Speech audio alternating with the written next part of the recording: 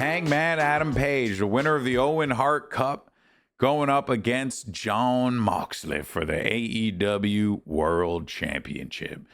I mean, in this a is Texas death match. In a Texas death match. So I'm gonna say, when this card was forming, and we were seeing all these matches being put together, the back of my mind, I was like, I think Mox and Hangman is going to be good, but it is going to be really tough to follow some of these matches that are going to be like just insane quality. How do you do that? You get Mox in the ring doing the thing he loves best, bleeding. I disagree with this premise so hard. Completely. Yeah, I mean, that's fine. Because they can't, you don't need every special effect to compete. They have the one thing nobody else has, the AEW World Championship and the potential defeat of the fucking Death Riders.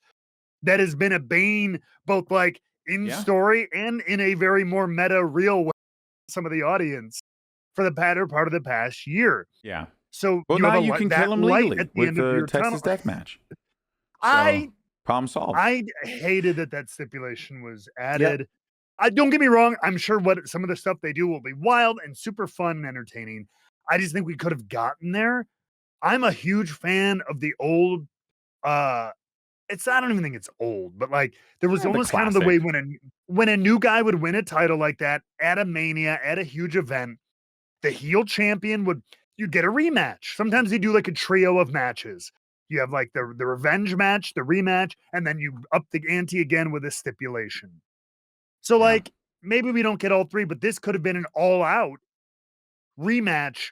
Mox, you only won because I wasn't unleashed. If we both really put it all out there, and then you have like the blood and guts and a little bit more.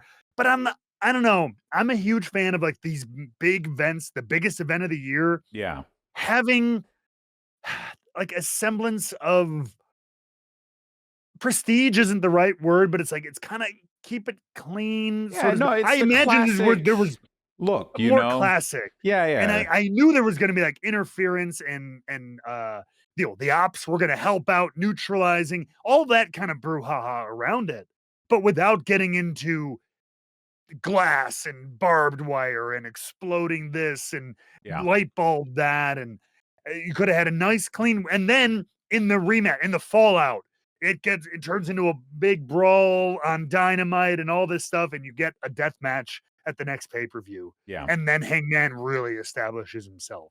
You could have gotten more out of it. It just seems like they're just throwing all of it out with the bathwater on one go, which I don't know.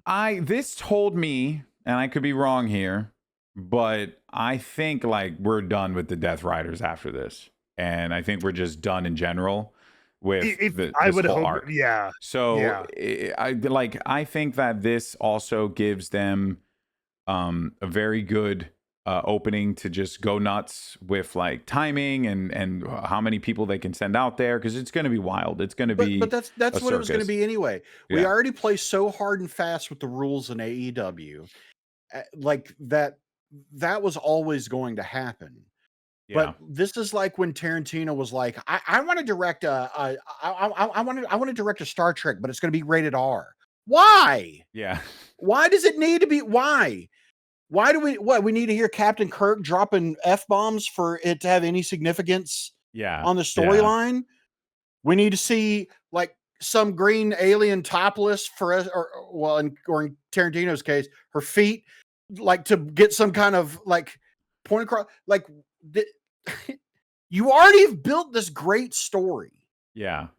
You don't need this added one-upsmanship, but of like, how gross can we make this? Because that is what Jon Moxley's going to do, because he cannot fucking help himself. Like, he just can't. There's no we need to raise the stakes higher than the fucking soul of AEW. Yeah. Higher than the title of AEW. We don't like you're putting, to counter only on one thing. I'm just going to say this real fast. Is that we've also seen Hangman's journey in this world when he went up against Swerve and all this stuff. So I think the message is that it's more like I'm willing to bleed for this belt and literally bleed. But and we I don't know disagree that. with what you're saying. We I'm just saying know that I think that. this is their logic John on it. Moxley can't shave his fucking face without bleeding. He can't brush his teeth without bleeding. He's becoming the new Ric Flair. Like it is obnoxious how much he feels like he has to do this to have a good match. John, you don't.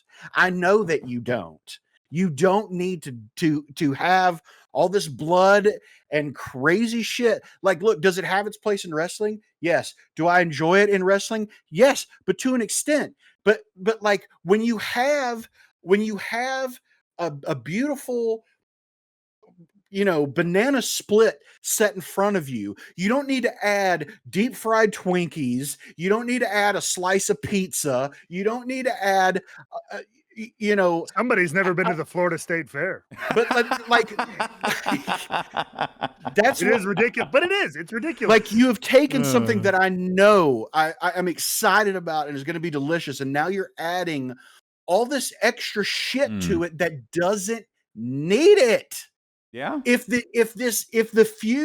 this weren't already like, if there was no hype behind this, if people didn't care about it, if it was some kind of like desperate attempt to get people to watch or to give a shit about it's the fucking AEW World Championship at the biggest pay-per-view event of your entire year with the guy that you have built up for 2, 3, however many years that you want to say. This is how long his story has been. You didn't need to add this element on top of it. You just didn't. Because it's like you said, it's already going to have all these run-ins. It's going to have all this interference. It's going to be this big, convoluted, blow up, like overbooked mess at the end, which can be fun. But add this on top of the fact that they're just going to be like, I mean, what are they going to be putting light tubes through each other's eyeballs? Like who? Don't give them an idea. I don't need it. I don't need that. Yeah, it just is so unnecessary, and it has severely diminished how much I give a shit about this match. I am excited to see two men murder each other anymore in person. That's going to be fun. But I'm not. I don't disagree with you though. I understand what you're saying. You can go get that at any GCW event. Whoa. I mean, yeah. But... You can. I mean, but that's not like my interest in the match went from like an 8 or 9 to a 5. Really? Just off of this? Yes. I mean, because the story is still great. Now, yes, but not in the story. I'm still interested in the outcome. The match, I could give a shit about the match. Interesting. I just want to see what the outcome is, because I don't care about this like overly gratuitous blood orgy that John Moxley wants to have. Look, and that is, I'm going to be clear. Like, I mean, we don't know, right? Like it is going to be a bloody matchup, but are we really? I don't know. Are we really? I guess I just have a different appetite for it because I don't mind it in that regard because I've watched it so much. So I guess that's my perspective. Here's another angle to it too, to both mine and Jake's point, is that I think, again, maybe you're right. Maybe this is like one and done. Death Riders are dead and buried, and we never see them on TV again. If this is one blowout, I can give you a modicum of a justification for it, but I still think, I'm like, you could get to this post All In at a situation where it's not as prestigious. But I also think there's story to be told. Hangman Adam Page had to go through this journey at his lowest, when he was his most ruthless and soulless. He did some of the most violent things he'd ever done to another person, like Swerve Strickland. In his redemption arc, he's trying to be the better man, learn what he did from those times, and be better. So there's a great story you could tell with Mox pulling a wrench out or whatever. Hangman taking it from him. I don't need this shit. Fight, wrestle. Mox takes out baseball bat with nails in it. Takes it from like, has all these opportunities like, I know I want to rip your head off. I want to split you open. I don't need to fucking do that to beat you. And so he beats him buckshot lariat, center of the ring, like a damn man. And then if post all in, Mox is like, if you really let it all go, let that friggin' demon out of you that you squash down, if you really let this all fly out, I beat you because I'm the king of violence or whatever. Yeah. And then they have a Texas death match at All Out or the next pay-per-view, and Hangman still beats him. But then the argument is, but if I didn't need the violence to beat you before, then why do I need it now? Yeah. Right. But you know what I mean? Like if I didn't need to do all this shit. But if the whole the whole point of Mox's run has been like everybody forgot what wrestling is and this is supposed to be about wrestling, well then this ain't wrestling. This is literally he said that no one is tough enough to hold the title. No one is capable enough to hold the title, and he's the only one that.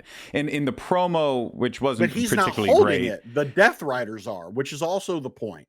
Yeah. But I was just gonna say that in that sequence or in that conversation that they had, his whole thing was like, oh, you want a cute little tournament to do this, but you don't understand what you need to go through in order to like hold this title. To which and then I reject that's when, that because because the whole concept of like, I'm tough enough to hold this. Bitch, you got 4 people behind you. Shut the fuck. Like, I don't want to hear anything. But that's also like, and I understand that that's also guy. That's Roman Reigns had. We can talk about Roman Reigns and his 3,000 plus day, but like Reign, but pretty much the guy won by interference every single time. So that doesn't really work in this context. This is still like how he's presenting it. And it's the same way that Roman Reigns says, I'm on another level, but yet he can't win if he doesn't have interference. That's just bad guy stuff. That's just the nature of it. That's why I'm not like harping on that aspect too much, more so just the promo that wasn't great that set this up.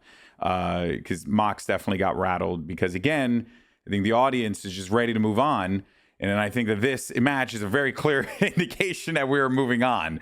That's kind of how I took it, but I understand. But you make great points. You both are very valid in that because you didn't need it. You don't need it. But when you do look at the card though, and you see a lot of these like really good straight up matches, it does break things up. But it is weird because you're breaking it up with the last match, which is your main event. So yeah, I mean, it's gonna be bloody, and I know I said like it could not be, it could be. I mean, you have to make the assumption if you see Texas Death Match, there's going to be a certain kind of inclination of what you could expect with it. I guess my thing is more so, I see what they're doing and how they've laid it out, but it could have been done, to Matt's point, in a way where you kind of get a little bit more juice from it rather than going for it right away. But then if it is this, then the Death Riders better cease to exist as of Saturday. Yeah, that's my takeaway. But and if that's the case, fine. And if it isn't, then we can come back here and bitch about it. And that's all good, because it's pro wrestling and it's just going to move forward anyway, whether we like it or not. But that's the best part about it. All right, so who are we calling to win this? Are we all agreeing Hangman down the middle? Yeah. Indeed. Yep. Yeah. Right. I mean, if it's Mox, I will be in the riots. So you guys will see me on TV. And you'll be like, oh, hey, there he is. I'll charge the ring. I'll be like, that's fine. I'll be throwing a bottle. I won't see you on TV because I'll have turned it off. Yeah, I guess so.